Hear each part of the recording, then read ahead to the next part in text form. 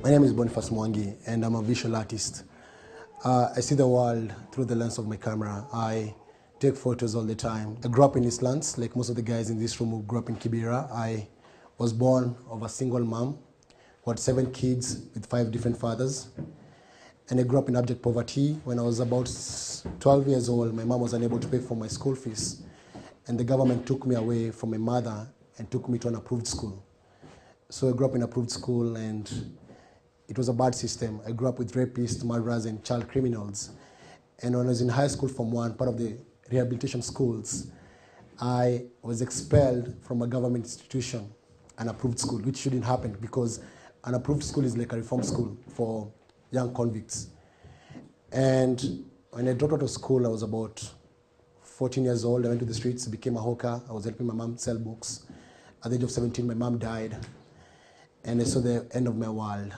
I joined a Bible school, and when I was in Bible school, I read a book. The book was about a man's life. His name is Muhammad Amin. He's known as one of the greatest photojournalists ever lived from Africa. And reading the book changed my world perspective. It's about his photography and his life. And Muhammad Amin is famous for 1984 famine in Ethiopia. He went to Ethiopia and documented what was happening, and the world responded into giving. Till to date, Ethiopia is what has been termed as the greatest act of giving. The world gave and saved millions of lives. And even when Haiti happened, and now Somalia is happening, people have never given in such a way, and that was because of one man's work. And I decided to become a photographer. I joined a journalism school without any qualifications or any credentials, but the time I dropped out of school, I was selling books. And what I did, I had to create a new environment for myself. I grew up in the hood. Most of my friends were in crime and were doing criminal activities. Some of them are dead, some of them are in jail, on death row, and here I am today. And what I did, I made myself, it was very deliberate. I created an environment for myself away from the slum. So I'd live in the slums, but my mind was not in the slums. The books that I used to read used to expose me to another world. When I was growing up, like most of you guys, I didn't know that you could use a fork to eat. You know, I see guys eating with a fork, and you grew up eating with spoons and hands. And so that book changed my life, and it said I could tell a story. I could actually take pictures to express myself. I could actually take photos and make a difference in my work. And I got employed by the Standard newspaper. And all the reasons why I was employed is because I was coming from a background where I used to see crime every day, bad stuff happening, but most photographers wouldn't venture into the slums to take those pictures.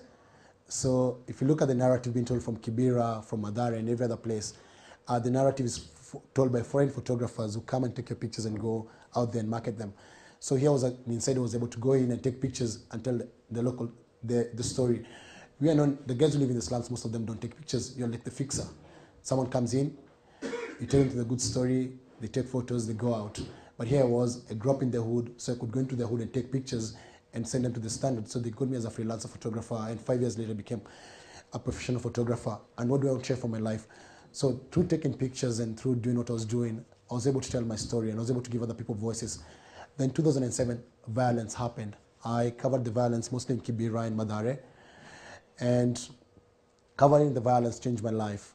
Here I thought I'd made it. I was making good money as a photographer, employed by the Standard, earning more money than my boss because I was a good photographer. And the violence happened. I was traumatized, extremely traumatized.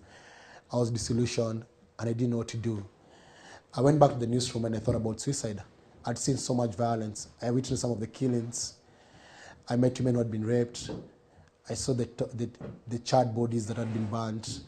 I saw violence on its rawest form. And as a local, the guys who were killing, or the guys being killed, spoke a language I couldn't understand. When I came to Kibera and they were killing a Kikuyu, I'm a Kikuyu. When I went to Madare and Mungiki were killing a Luo, I couldn't hear the Luo, but I could hear the man scream. When I look at my pictures, I can hear the sound. It's like a 3D, it's like watching a 3D movie. Every time I see my photo, I see myself in that situation. And I said, what can I do with my work? Here I have taken pictures, gotten the accolades, made the money. What can I do? And I founded Picha Mtaani. Picha Mtaani means street exhibition. And what we're doing with Picha Mtaani is traveling the country with these pictures and provoking thoughts among young people, because it's the young people who fought for these people. It's the young people who killed, it's the young people who raped, it's the young people who looted and destroyed our country. But the people they fought for forgot them. They empower now, Kibaki, Raila, they forgot about us guys. We went to the streets as their militia, went to the streets as their pawns in a political game. We were there shouting for them and killing for them and doing all these things. And then they went to a government, forgot about us. And what we're trying to do is give you a space. Picture Mtaani gives you a space for reflection and dialogue. It gives you a space to look at the pictures, and in that space you can see yourself. That if we do not prevent the violence from happening again, next time it will be worse. That if we continue being used by these politicians, when this country burns, they'll go to exile. The kids don't go to our normal schools. I went through 844, even if I didn't finish high school and I didn't go to high school. I went through 844, and it's a useless system because they teach you how to pass exams. That if you can't pass exams, you're useless. If you look at the guys who pass class 8, you have the top students in this whole country. Then the newspapers track them 4 years later. They went to high school, they never made it. The guys who make it in Form 4 and the top students, they come out, they go to university, they never make it. So it's a system that just produces people who can't think for themselves. And the reality is that we have to think as young people, what can you do with what you have? Not everyone can take photos. Not everyone can sing. Not everyone can dance. But what can we do? What skills do we have that can be able to tell our story and tell the story and empower us? Because I got empowerment through photography, and I'm trying to use my photos to empower other people and open their minds and open their spaces. So the challenge is, we should not let our environment confine us, because when you grow up in Kibera or you grow up in Mathare, you think this environment is confining me. I can't become anything because of where I come from, because I'm useless, because my mother was raped, or I grew up in a single mother, my mom used to be beaten by my dad, or my mom was a prostitute. I am nothing, you're not nothing. And I tell guys, one of the things that really inspires me is that the world, look at the sky, and you look at the birds of the sky, there's enough room for everyone to be themselves. As in, there's enough room for me to express my own talent and become a good photographer, and someone else becomes a musician, another one a doctor, another one a lawyer. That all of us can be inspiring in our own way, that all of us can come up with solutions for our own problems. I took my photos back to the hood where I grew up, provoking young people to talk and to think about it, knowing that come next year that we guys have a chance to change our leadership, that us guys can become the leaders of today. They lied to us when we were growing up. They lied to us and told us that we're the leaders of tomorrow, and tomorrow has never come. But our tomorrow is now. And so we can't wait for the savior to come from outside, that from within ourselves we can save ourselves. We can stand up and say, it's our time, young people. It's our time to rise up to the call of leadership. It's our time to say that we have the solutions, we have the answers. Why don't you guys from Kibera elect someone from Kibera to become a member of parliament? Locally, someone who lives in these slums. Seriously. The truth is, I'm going to go into politics and talk about our leaders and everyone in power. If you look at Kibaki, who has been in power for the last 47 years, he became a minister in 1963. Look at Raila Odinga, he's the son of a vice president, and he grew up in privilege. Raila doesn't know what poverty means to him. And so when he says that he's speaking for you, and you look at his track record, what has he done for this country? Nothing. What has he done for Kibera? Nothing. The reality is, you people are the answer to your own problems. That when you look for the leaders for solutions, but they'll never give us solutions. For you to remain disempowered, it's a benefit for them. As long as you have slums, you'll have bad leadership, because those leaders use slums as a voting block. They know the moment you guys live in the slum, you're going to vote as a block. So they keep you poor. There's money in the government. Our country is rich, extremely wealthy country, and you can be able to rise up and say, kwaheri to slums, kwaheri to flying toilets. But the only way that can happen is because you people rise up and become the leaders of this community. That you're not going to rely on people from outside to come and lead you. When I talk outside, I don't talk about tribe. No. You are one people. I'm talking about people who come and say, we have an answer for you guys, and I don't even live here.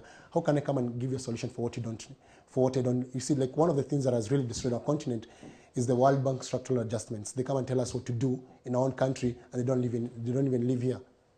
What can't you tell you what you want to do where you live? So my call is, as we talk about passion and everything that you guys can be able to do and being empowered by telling your own story, is for you guys to come with your own narrative of how you want Kibera to be. And then you work towards what you want Kibera to be, or Mathare to be, or Lavington, wherever you come from. Because we are not going to continue waiting for others to come and do it for us. We can't do that. Let's not complain about our humble backgrounds. Everyone has a story about their humble backgrounds. I grew up, my mom couldn't feed me. My mom, she had a lot of problems. We grew up 7 kids, all of us in different places. My sisters with my grandmother, another one with my auntie, another one with my uncle. Me, I went to a government street. It's about choices. What choices are we going to make our country better? What are we going to do to ensure that Kibera is safe and cleaner? Because we're not going to expect the government to come and clean our streets. We can be able to organize every 1 week, the young guys in the hood, you pick up your takataka. We are not going to be silent when our kids are being sold into prostitution. When people come here to Kibera to get cheap sex, Kibera is famous for cheap sex and underage girls. We can't let that happen, because that person who's coming to do that cheap sex and underage sex in this community has a fixer. He has his entry point. Why don't you close the entry point? We know the criminals in this community. We know the guys who sell drugs to our kids. We know the people who destroy our community. Why can't you speak up? Because if you don't speak up, tomorrow you'll have kids, and that will happen to your kids. You know, today you think you're the big shot. You're making money. You're doing all these things. Tomorrow you'll be the victim. The government has failed us. Now we are the government. We can render the government irrelevant by coming up with those solutions and ensuring that next year we have a new constitution. Anyone can run for a political seat as an independent, that you can stand up and these other young people are going to support you, and you run and you will win, and then you shall hold you accountable. Let us come up with an integrity charter and say this is what leadership means, and this is what our leadership should have, and who are the leaders among the community. Go represent us.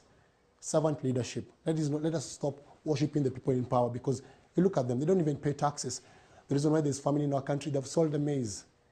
This country is a super rich country, and until the youth wakes up and talks with one voice, pamoja, we all join hands and speak up, this country will continue lagging behind. Thank you very much.